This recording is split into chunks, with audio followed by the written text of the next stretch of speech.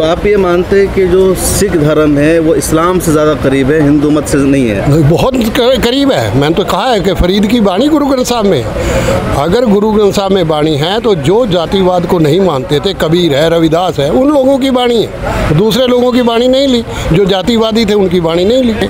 नमाज की बात, गुड़गांव में नमाज अदा की बात हो रही थी तो पार्कों में नमाज नहीं दी थी, तो हमने कहा गुरुद्वारे में आके नमाज अदा करें कि पहले सिख टारगेट हुआ, उसके बाद मुस्लिम टारगेट हुआ। ये दोनों कौमें हैं जो इस देश को सेकुलर और हिंदू भारत बना के रखे हैं, अदरवाइज तो हिंदू राष्ट्र है। तो मेरा ये कहना है कि सिख और मुस्लिम की जिम्मेदारी है कि वो इसको भारत बनाए और यहाँ डट के रहे और यहाँ डट के अपने।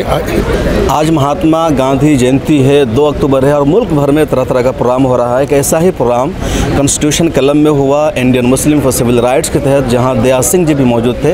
इनसे जानेंगे, बातचीत करेंगे। दया सिंह जी, आज गांधी जयंती है और गांधी जी के विचारों की हत्या भी की जा रही है, आप क्या कहेंगे इस बारे में? मेरा ख्याल है कि 1948 में गांधी की हत्या शारीरिक तौर पर हुई, पर 2014 और उसके बाद गांधी के विचारों की हत्या कर दी गई।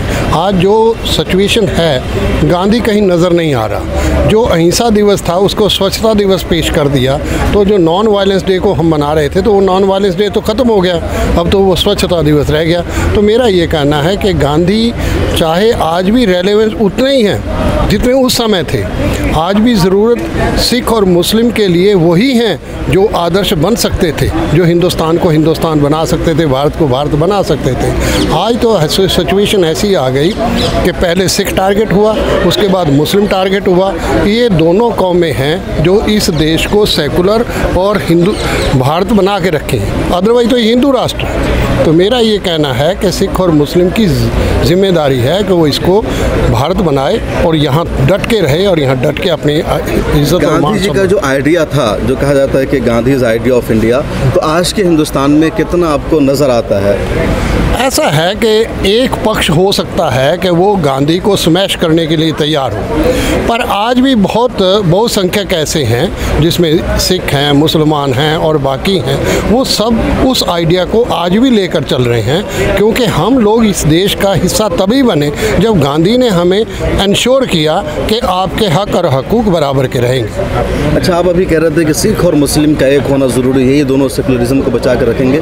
आपको क्या लगता है अभी सिख और मुस्लिम में कितना इत्तेहाद है, उसको और कितना आगे ले जाने की ज़रूरत है? एक्चुअली ऐसा है कि आज के समय में जब हमने नमाज की बात, गुड़गांव में नमाज अदा की बात हो रही थी तो पार्कों में नमाज नहीं दी थी, तो हमने कहा गुरुद्वारे में आके नमाज अदा करें। सिख और मुस्लिम का जो संबंध है वो शुरू से ही है। बाबर के साथ गुरु नानक के संबंध रहे, जहांगीर के साथ गुरु हरगोबिंद साहब के संबंध रहे, गुरुओं के खट्टे और मीठे संबंध रहे। ऐसा नहीं है कि औरंगजेब के साथ सीधे तौर पर टक्कर कोई हुई, ऐसी सीधे तौर पर टक्कर नहीं हुई थी। सवाल इस बात का है कि हमारे अभी आप हरमंदिर साहब को देखें तो हरमंदिर साहब का जो दरवाज़ा है जहाँ से निकलने और अंदर जाने का, वो पश्चिम की तरफ है।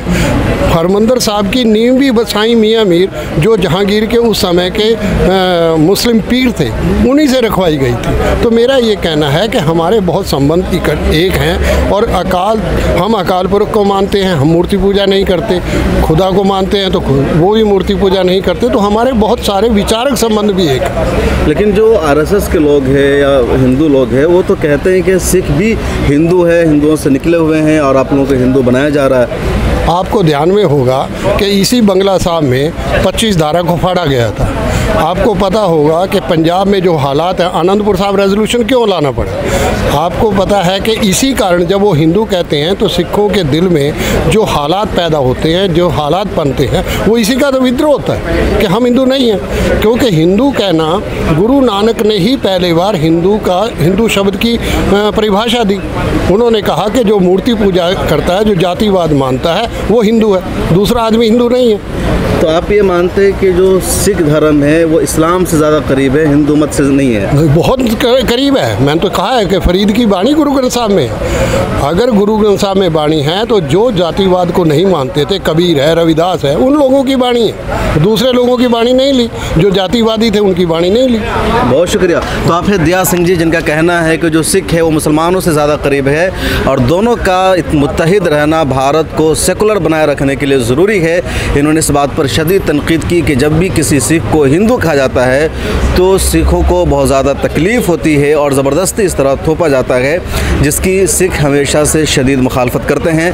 कैमरामैन तमन्ना के साथ शम्स तबरेज़ कासमी, मिल्लत टाइम्स। मिल्लत टाइम्स को आपकी ज़रूरत है, हमारी आप माली मदद करें।